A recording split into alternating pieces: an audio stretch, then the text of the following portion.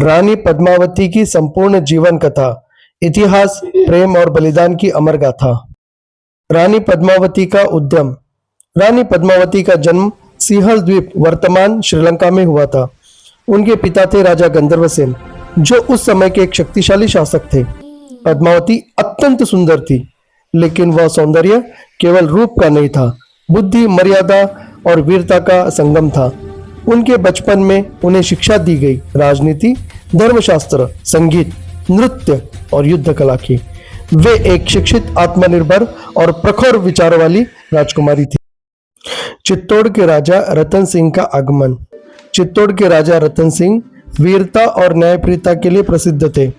उनके कानों में जब पद्मावती के सौंदर्य और गुणों की चर्चा पहुंची, तो उन्होंने निश्चय किया कि वे स्वयं जाकर उनसे मिलेंगे।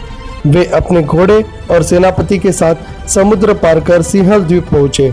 वहां उन्होंने राजा गंधर्वसेन से विवाह का प्रस्ताव रखा, लेकिन राजा ने कहा, मेरी पुत्री किसी ऐसे पुरुष से विवाह करेगी जो वीरता और बुद्धिमत्ता दोनों में अद्वितीय हो। फिर एक स्वयंवर आयोजित हुआ। राजा रतन सिंह ने प्रतिद्वंदियों को हराकर अपनी वीरता सिद्ध की और रानी पद्मावती ने स्वयं रतन सिंह को वर रूप में स्वीकार किया। इस प्रकार रानी पद्मावती चित्तौड़ की महारानी बनी। चित्तौड़ में पद्मावती का आगमन और राज्य जीवन। चित्तौड़ का किला उस समय भारत के सबसे मजबूत दुर्गों में से एक था। यह एक पहाड़ी पर बना था, जिसके चारों ओर ऊंची दीवारें और विशाल द्वार थे। रानी पद्मावती के आने से चित्तौड़ की शान और बढ़ गई। वे न्याय, नीति और कला की संरक्षिका थी।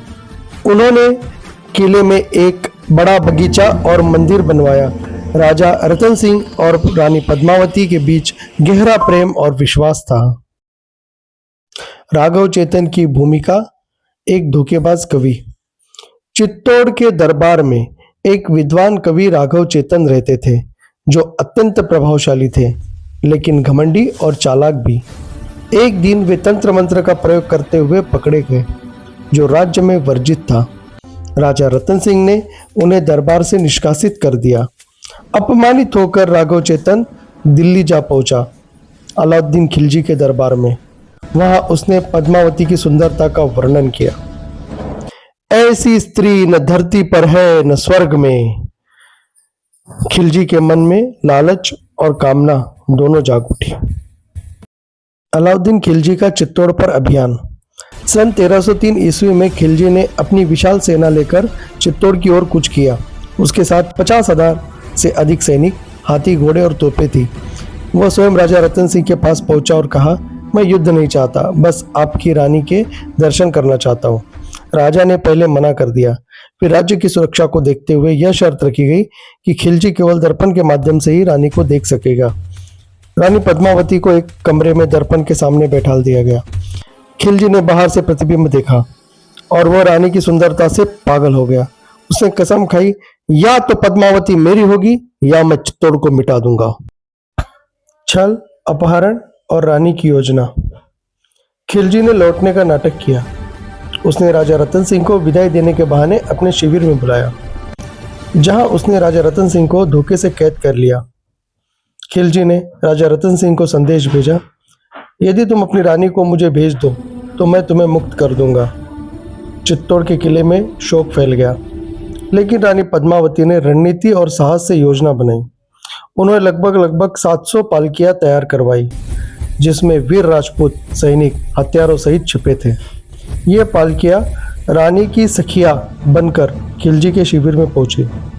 सैनिकों ने अचानक हमला किया और राजा रतन सिंह को छुड़ा लिया।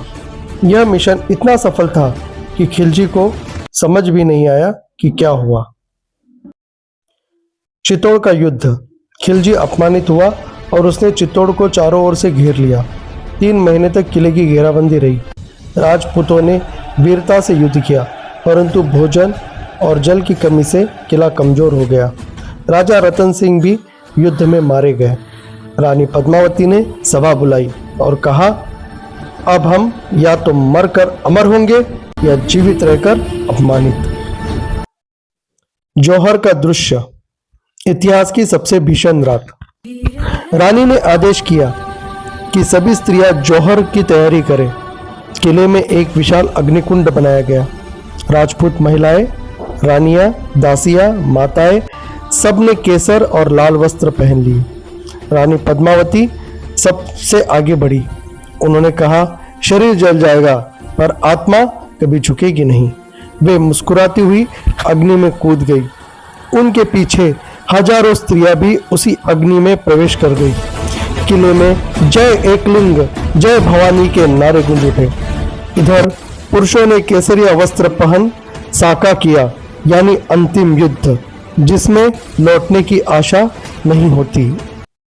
अंतिम युद्ध और बलिदान। अगले दिन राजपूत वीरों ने तलवारें उठा ली। बच्चे, बूढ़े, युवा सबने युद्ध किया। चित्तौड़ का हर द्वार रक्त से रंग गया, लेकिन किसी ने भी आत्मसमर्पण नहीं किया।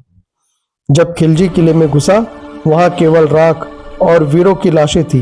रानी पद्मावती अब भले देह से नहीं थी, लेकिन उनका आत्मसम्मान इतिहास में अमर हो चुका था। पद्मावती की स्मृति आज भी जीवित है। राजस्थान के चित्तौड़ दुर्ग में आज भी जौहर स्थल है, जहां महिलाएं दीप जलाकर श्रद्धांजलि देती है। हर वर्ष वहां जौहर मेला मनाया जाता है। राजपूत महिलाएं आज भी गर्व से कहती है कि हम पद्मावती की संतान हैं।